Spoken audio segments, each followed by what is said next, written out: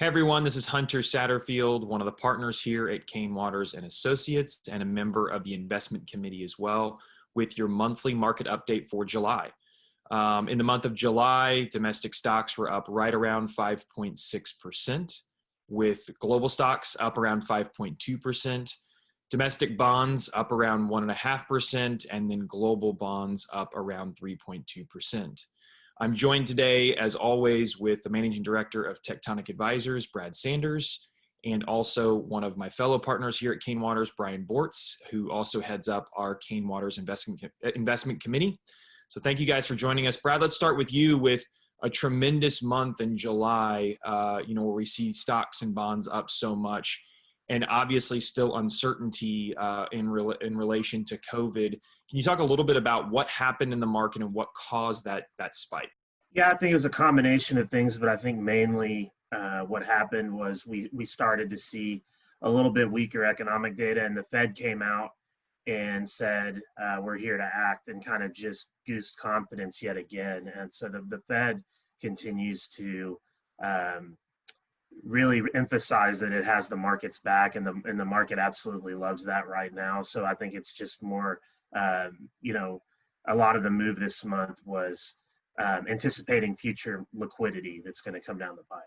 Yeah, and that's great, especially, in light of right now, as we're recording today, we still don't actually have another relief package ahead of us as we're entering school starting up here in the fall. And Brian, you and I work directly with clients on their tax and financial plans. And so we have seen a lot about these relief packages. Can you talk about a little bit of what you're discussing with clients and what kind of our expectations are with, okay, we don't have new relief. We don't know what that looks like as we head into the fall. If something is passed, what are our expectations around sort of the relief packages? Yeah, and thanks again for having me, Hunter. Clients have called not only asking about, is there going to be another round of relief? And, I believe that there will be. We don't really know how that's going to be shaped yet. But the question that they're asking and is relevant for this is, how that's going to affect the economy. And what are we telling our clients right now as far as what they should do with their money? And really, as Brad just mentioned, the government intervention has really helped the economy to recover more quickly than it would have without that intervention. Earnings are growing. The market breadth is much larger than it has been historically. And the Fed has already come out and said, we're still full steam ahead as far as liquidity, and we're going to support the economy no matter what happens. I think the positives to take out of that and what we're telling our clients is that the market breadth is growing, and it's more than just 5 or 6 stocks that have been historically driving the market recently. That's really important. And also that there are a lot of hopes out there for treatments and vaccines that really tend to drive economic optimism right now. So there's going to be a lot of volatility. It's going to be crazy and all over the board for a period of time, especially with the uncertainty of an election and how this virus is going to react in the fall.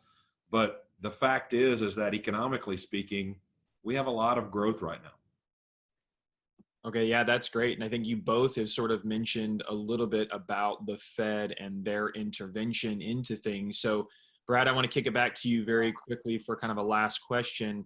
In relation to, we're coming up pretty quickly here on the election, and we are starting to get polling data. And obviously the election is, very important to deciding who the administration is, who will be appointed in different roles, and ultimately including in that is the Fed. And so what is our expectation as we head into the election, and then as we come out of the election, what is our expectation for what we will see in the markets and how the markets will react?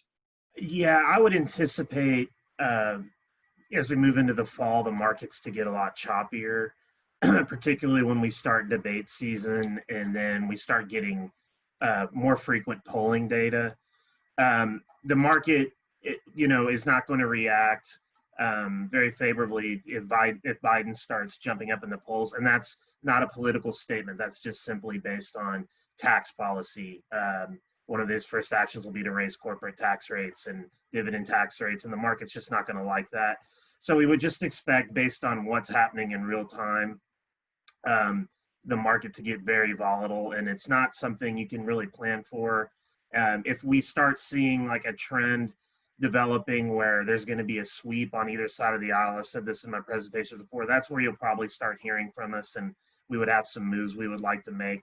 But until that gets some more definite, it's definitely just stay the course, let our risk management from our managers work for us, and don't overreact. There's no silver election bullet, unfortunately. A lot of people advertise that there is, but that's just not a thing. Yeah, I think, again, the takeaway continues to be, as we've talked before, on this recording, about staying the course and knowing that while the market doesn't like uncertainty, focusing on just long-term investing and things like that is really what drives success and plans. So thank you both for joining me today, and we will be back in front of all of you with an update on August at the end of the month. So thank you so much.